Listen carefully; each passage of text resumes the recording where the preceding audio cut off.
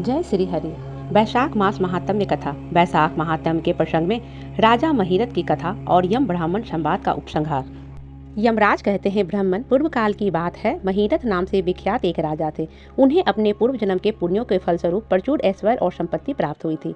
परंतु राजा राजलक्ष्मी का सारा भार मंत्री पर रखकर स्वयं विषय भोग में आसक्त हो रहे थे। वे न प्रजा की ओर दृष्टि डालते थे, न धन की ओर। धर्म और अर्थ का काम भी नहीं देखते। उनकी वाणी तथा उनका मन कामनियों की क्रीड़ा में आसक्त रहता था। राजा के पुरोहित का नाम कश्यप था। जब राजा को विषयों में रमते हुए बहुत दिन व्यतीत हो गए, तब पुरोहित ने मन में विचार किया, जो गुरु मोहवश राजा को अधर्म से रोक नहीं सकता, वह भी उसके पाप का भागी होता है। यदि समझाने पर भी राजा अपने पुरोहित के वचनों की अवहेलना करता है, तो पुरोहित निर्दोष हो जाता है। उस दशा में राजा ही सारे दोषों का भागी होता है। यह सोचकर उन्होंने राजा से धर्मानुकूल वचन कहा।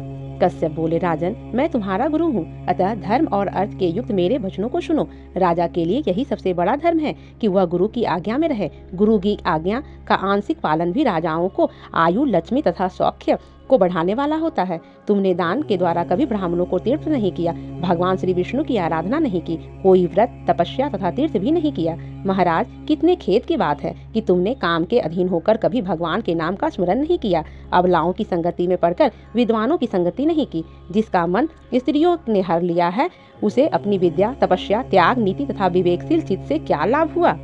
एकमात्र धर्म ही सबसे महान और श्रेष्ठ है, जो मृत्यु के बाद भी साथ जाता है। शरीर के उपभोग में आने वाली अन्य जितनी वस्तुएं हैं, वे सब यहीं नष्ट हो जाती है। धर्म की सहायता से ही मनुष्य दुर्गति से पार होता है। राजेंद्र, क्या तुम नहीं जानते, मनुष्यों के जीवन का विलास जल की उत्ताल तरंगों के समान चंचल एवं अनित्य है, जिनके लिए विनय ही पगड़ी और मुकुट है, सत्य और धर्म ही कुंडल है तथा त्याग ही कंगन है। उन्हें जड़ आभूषणों की क्या आवश्यकता है। मनुष्य के निर्जीव शरीर को ढेले और काष्ठ के समान पृथ्वी पर फेंक उनके बंधु बांधव मुंह फेर कर चल देते हैं। केवल धर्म ही उसके पीछे पीछे जाता है। सब कुछ जा रहा है, आयु प्रतिदिन छीन हो रही है तथा यह जीवन भी लुप्त होता जा रहा है। ऐसी अवस्था में भी तुम उठकर भागते क्यों नहीं। स्त्री, पुत्र आदि कुटुंब, शरीर तथा द्रव्य संग्रह ये सब पराये हैं, अनित्य है, किंतु पुण्य और पाप अपने हैं। जब एक दिन सब कुछ तुम्हें छोड़कर तुम्हें विवशता पूर्वक जाना ही है, तो तुम अनर्थ में फंसकर अपने धर्म का अनुष्ठान क्यों नहीं करते। मरने के बाद उस दुर्गम पथ पर अकेले कैसे जा सकोगे, जहाँ न ठहरने के लिए स्थान, न खाने योग्य अन्न, न पानी, न राह खर्च और न राह बताने वाला कोई गुरु ही है। यहाँ से प्रस्थान करने के बाद तुम्हारे पीछे कुछ भी नहीं जाएगा, केवल पाप और पुण्य जाते समय तुम्हारे पीछे पीछे जाएंगे। अतः अब तुम आलस्य छोड़कर वेदों तथा स्मृतियों में बताए हुए देश और कुल के अनुरूप हितकारक कर्म का अनुष्ठान करो। धर्म मूलक सदाचार का सेवन करो। अर्थ और काम भी यदि धर्म से रहित हो तो उनका परित्याग कर देना चाहिए। दिन रात इंद्रिय विजय रूपी योग का अनुष्ठान करना चाहिए, क्योंकि जितेंद्रिय राजा ही प्रजा को अपने वश में रख सकता है। लक्ष्मी अत्यंत प्रलग रमणी के कटाक्ष के समान चंचल होती है। विनय रूपी गुण धारण करने से ही वह राजाओं के पास दीर्घकाल तक ठहरती है। जो अत्यंत कामी और घमंडी हैं, जिनका सारा काल बिना विचारे ही होता है, उन मूढ़े चेता राजाओं की संपत्ति उनकी आयु के साथ ही नष्ट हो जाती है। व्यसन और मृत्यु, इनमें व्यसन को ही कष्टदायक बताया गया है। व्यसन में पड़े हुए राजा की अधोगति होती है, और जो व्यसन से दूर रहता है वह स्वर्गलोक में जाता है। व्यसन और दुख विशेषतः काम से ही उत्पन्न होते हैं, अतः काम का परित्याग करो। पापों में फंस जाने पर वैभव एवं भोग स्थिर नहीं रहते, वे शीघ्र ही नष्ट हो जाते हैं। चलते, रुकते, जागते और सोते समय भी जिसका चित्त विचार में संलग्न नहीं रहता, वह जीते जी भी मरे हुए के मृत्यु तुल्य ही है।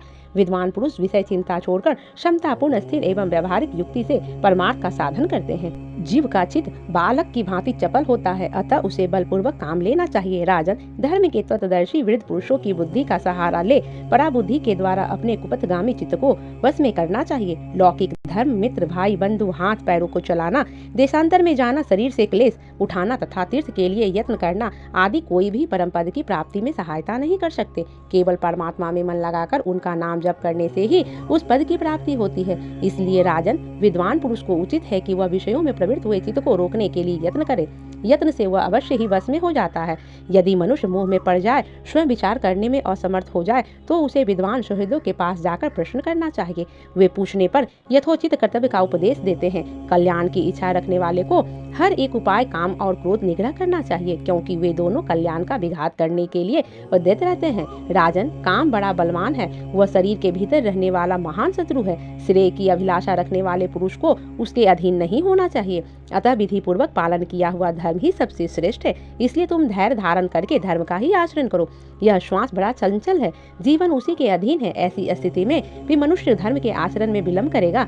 राजन, जो वृद्धावस्था को प्राप्त हो चुका है, उसका चित्त भी इन निषिद्ध विषयों की ओर नहीं हटाया जाए। हाय, ये कितने शोक की बात है। पृथ्वीनाथ, इस काम के मुंह में पड़कर तुम्हारी सारी उम्र व्यर्थ बीत गई। अब भी तो अपने हित साधन में लगो। राजन, तुम्हारे लिए सर्वोत्तम हित की बात कहता हूँ, क्योंकि मैं तुम्हारा पुरोहित और तुम्हारे भले बुरे कर्मों का भागी हूँ। मुनीश्वर ने ब्रह्म हत्या, शूरापान, चोरी, गुरु पत्नी गमन आदि महापातक बताए हैं। उनमें से मनुष्यों द्वारा मन, वाणी और शरीर से किए हुए पाप उन्हें वैशाख मास नष्ट कर देता है। जैसे सूर्य अंधकार का नाश करता है, उसी प्रकार वैशाख मास पाप रूपी महान अंधकार को सर्वथा नष्ट कर डालता है। इसलिए तुम विधि पूर्वक वैशाख व्रत का पालन करो। राजन, मनुष्य वैशाख मास की विधि के अनुष्ठान द्वारा होने वाले पुण्य के प्रभाव से जन्म मरण भर के लिए घोर पापों का परित्याग करके परम धाम को प्राप्त होता है। इसलिए महाराज, तुम भी इस वैशाख मास में प्रातः स्नान करके विधि पूर्वक भगवान मधुसूदन की पूजा करो। जिस प्रकार कूटने छाटने की क्रिया से चावल की भूसी छूट जाती है, मांजने से तांबे की कालिक मिट जाती है,